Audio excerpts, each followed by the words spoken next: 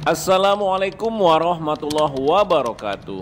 Tabi pun, pada hari ini kita akan belajar tema 4 subtema 3, globalisasi dan cinta tanah air.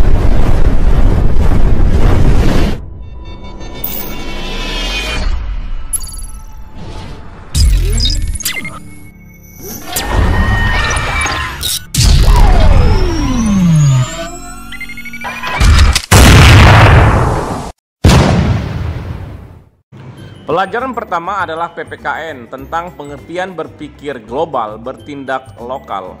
Adalah sebuah pemikiran maju dan mendunia, akan tetapi tetap bertindak sesuai budaya luhur bangsa Indonesia. Contoh dari sikap berpikir global, bertindak lokal. Yang pertama adalah menggunakan barang yang diproduksi dalam negeri, kemudian berbelanja di pasar tradisional dan mengkonsumsi buah-buahan lokal.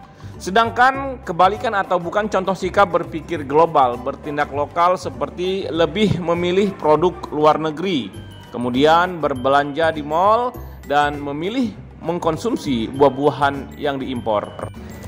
Dampak dari berpikir global, bertindak lokal adalah yang pertama dapat meningkatkan perekonomian masyarakat. Kemudian yang kedua, meningkatnya apresiasi dari masyarakat terhadap suatu produk lokal yang dijual di pasar tradisional. Yang ketiga adalah buah-buahan lokal akan tetap menjadi pilihan terbaik di negara sendiri. Mengapa kita harus cinta produk Indonesia? Pertanyaan yang bisa kita jawab sendiri. Yang pertama, karena kualitas produk Indonesia tidak kalah dengan produk luar negeri. Yang kedua, untuk menghargai karya anak bangsa. Ketiga, untuk memajukan ekonomi Indonesia. Apakah contoh tindakan dari cinta produk Indonesia? Membeli dan menggunakan produk buatan masyarakat Indonesia merupakan contoh dari cinta kepada produk Indonesia. Selanjutnya, apa yang terjadi jika kita lebih banyak membeli barang dari luar negeri? Yang pertama, dapat mengancam ekonomi Indonesia, kemudian dapat membunuh kreativitas anak bangsa dan meningkatkan ekonomi negara lain. Tentunya Indonesia akan menjadi rugi, kan? Apa yang akan terjadi jika kita lebih banyak menggunakan produk Indonesia? Kondisi ekonomi Indonesia akan meningkat. Yang kedua, membuat lapangan kerja semakin banyak dan kreativitas anak bangsa dapat berkembang lebih jauh. Contoh cinta produk Indonesia seperti tampak pada poster I Love Batik. Yang pertama, memakai baju batik, menggunakan kipas angin produk lokal, menggunakan sepatu produk lokal, belanja di pasar tradisional. Karena cinta produk Indonesia merupakan sikap atau menyukai dan menghargai suatu produk yang diproduksi di Indonesia dengan menggunakan dan memperkenalkannya. Selain itu, ada manfaat dari kita mencintai produk Indonesia. Yang pertama adalah meningkatkan kesejahteraan masyarakat, menambah jumlah pendapatan nasional, meningkatkan pertumbuhan ekonomi negara, dan meningkatkan jumlah lapangan pekerjaan. Pada pelajaran yang kedua tentang teks eksplanasi ilmiah dari muatan pelajaran bahasa Indonesia. Ya, seperti yang sudah dijelaskan pada subtema yang lalu, teks eksplanasi ilmiah adalah teks yang menerangkan suatu proses yang bersifat ilmu pengetahuan alam. Teks eksplanasi berfungsi untuk memberikan penjelasan kepada pembaca tentang proses terjadinya sesuatu yang disusun menurut prinsip sebab akibat. Teks eksplanasi terdiri atas pernyataan umum atau pembukaan, deretan penjelas atau isi, dan penutup atau bagian kesimpulan. Bagian teks eksplanasi. Yang pertama, bagian pernyataan umum berisi informasi singkat tentang apa yang akan dibicarakan atau diinformasikan. Kemudian yang kedua adalah bagian deretan penjelas berisi urutan uraian atau penjelasan tentang proses dari peristiwa yang terjadi dan dijelaskan secara bertahap atau berurutan. Dan yang ketiga adalah bagian penutup, kesimpulan yang berisi interpretasi atau pendapat singkat penulis tentang topik yang sedang dijelaskan. Materi lain yang terkandung dalam pelajaran bahasa Indonesia adalah kosakata baku. Kosakata baku adalah kosakata yang penulisannya telah sesuai dengan pedoman umum ejaan bahasa Indonesia. Kosakata non baku adalah kosakata yang penulisannya tidak sesuai dengan pedoman umum ejaan bahasa Indonesia atau PUEBI. Kosakata baku wajib digunakan dalam tulisan atau percakapan pada acara-acara formal atau resmi. Sedangkan kosakata non baku boleh digunakan dalam bahasa percakapan pada acara-acara non formal, seperti saat berbicara kepada teman dalam kehidupan sehari-hari. Nah, ini adalah contoh kosakata baku dan tidak baku. Kosakata baku seperti berpikir memakai P, cabai, jadwal memakai huruf W, kualitas, dan apotek. Sedangkan lawannya atau tidak baku, berpikir, cabai, jadwal, kualitas, dan apotik.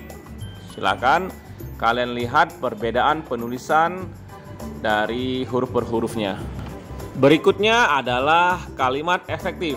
Kalimat efektif adalah kalimat yang tersusun sesuai dengan kaidah penulisan yang berlaku dan mudah dipahami oleh orang lain. Contoh kalimat tidak efektif. Kita semua pasti sudah mengenal lampu lalu lintas. Ya, sedangkan perbaikannya menjadi kalimat efektif, kita pasti sudah mengenal lampu lalu lintas.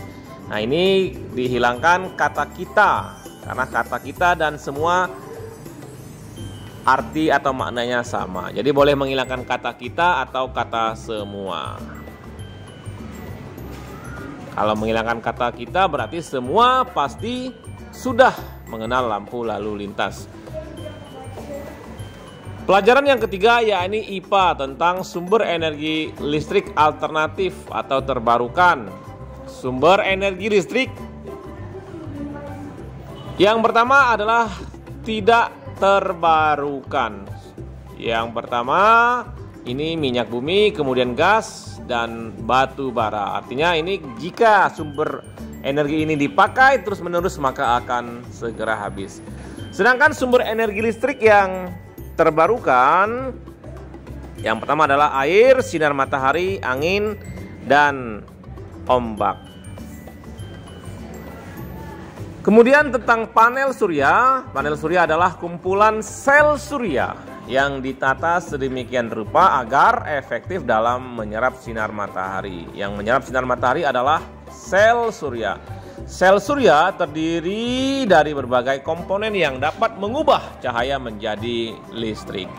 Cara kerja panel surya seperti yang ada dalam gambar. Ketika sel surya menyerap cahaya, maka akan ada pergerakan antara elektron di sisi positif dan negatifnya.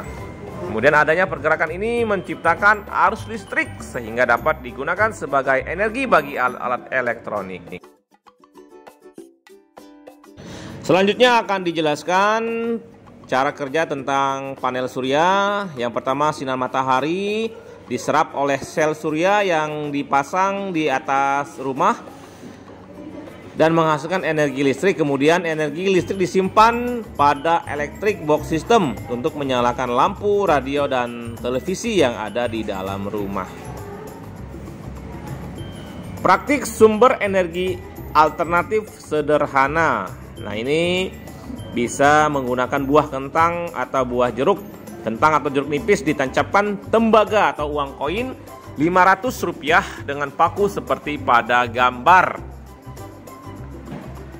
Kemudian masing-masing dari kabel tersebut dihubungkan ke lampu LED. Lampu tersebut dapat menyala karena adanya arus listrik yang mengalir yang berasal dari buah kentang atau jeruk nipis tersebut.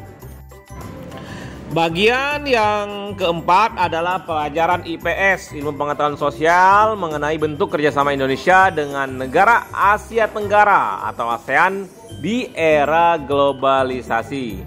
Yang pertama, kerjasama regional merupakan suatu kerjasama yang dilakukan oleh beberapa negara dalam suatu wilayah yang memiliki tujuan sama. Kerjasama bilateral merupakan kerjasama yang dilakukan oleh dua negara. Kerjasama ini mencakup pada bidang politik, ekonomi, sosial, dan budaya atau bidang-bidang yang lainnya. Pada materi ini juga dijelaskan peranan Indonesia dalam kerjasama di ASEAN. Yang pertama, pernah menjadi tuan rumah penyelenggara pertemuan kerjasama. Lalu yang kedua, menjadi salah satu pendiri dari ASEAN. Indonesia juga pernah memimpin ASEAN. Indonesia ikut serta menciptakan perdamaian di Asia Tenggara. Manfaat kerjasama organisasi ASEAN adalah menciptakan stabilitas dan perdamaian di kawasan Asia Tenggara atau ASEAN. Kemudian menjalin kerjasama di bidang pembangunan dan percepatan kemajuan ekonomi. Yang ketiga, untuk memperjuangkan kepentingan nasional di Asia Tenggara. Sedangkan pada penjelasan dampak positif dan negatif globalisasi dalam bidang ekonomi, dampak positif dari globalisasi adalah mudahnya mendapatkan barang impor dengan harga terjangkau. Peluang mengekspor dan menjual barang ke kancah internasional lebih mudah dan terbukanya kesempatan bekerja di luar negeri. Kebalikan dari dampak positif adalah dampak negatif. Yang pertama, bisnis lokal harus bersaing dengan bisnis yang masuk ke Indonesia. Dapat memicu gaya hidup konsumerisme atau boros, dan tenaga lokal bersaing dengan tenaga kerja asing yang datang ke Indonesia. Di bagian akhir adalah pelajaran SBDP tentang reklame. Reklame adalah suatu karya seni rupa yang bertujuan untuk menginformasikan, mengajak atau menawarkan produk kepada konsumen.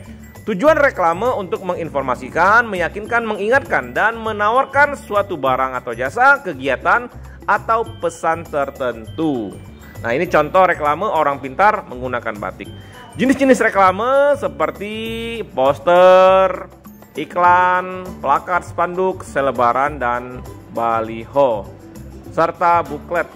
Nah, ciri-ciri reklame yang baik ini sudah dijelaskan pada subtema yang lalu. Yang pertama, reklame dibuat menarik sehingga pembaca ingin mengikuti anjuran tersebut. Slogan jelas dan mudah dimengerti. Dan ketiga, bahasa baik dan menarik sesuai dengan ukuran hurufnya. Kemudian ilustrasi menarik dan mudah diingat, dan tata letak gambar dan tulisan yang baik.